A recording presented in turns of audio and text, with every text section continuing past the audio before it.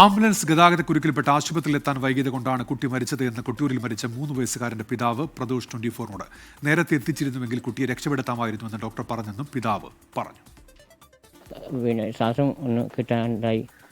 അങ്ങനെ വണ്ടിക്ക് വിളിച്ചപ്പം ഒരു വണ്ടിക്കാരും വന്നിട്ടില്ല. ആംബുലൻസ് എല്ലാം ആക്കിയപ്പം ട്രാഫിക് ബ്ലോക്കിലായി കഴിഞ്ഞത് കാരണം കുട്ടിക്ക് അസുഖം കൂടി. പകുതിക്ക് എത്തുമ്പോഴത്തേക്കും കുട്ടി ഇങ്ങനെ കൊല്ലപ്പെട്ടു.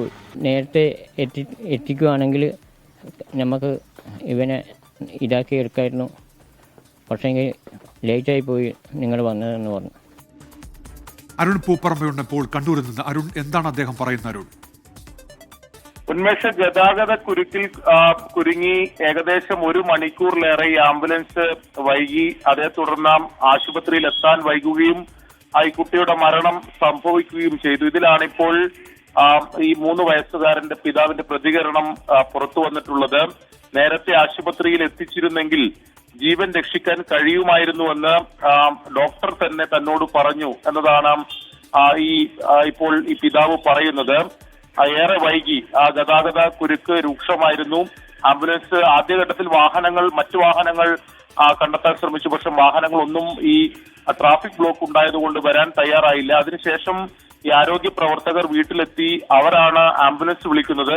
അവർ വിളിച്ചതിന് ശേഷവും ഏകദേശം കൊട്ടിയൂരിൽ നിന്ന് 10 മിനിറ്റ് കൊണ്ട് വീട്ടിലേക്ക് എത്താൻ സാധിക്കും. പക്ഷേ 55 മിനിറ്റ് എടുത്താണ് വീട്ടിലേക്ക് ഈ ആംബുലൻസ് എത്തിയത്.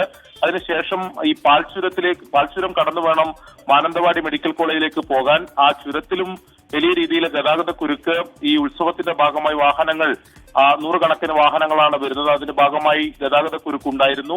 അങ്ങനെയാണ് ഈ ആംബുലൻസ് ആശുപത്രിയിൽ എത്താൻ വൈകിയത്.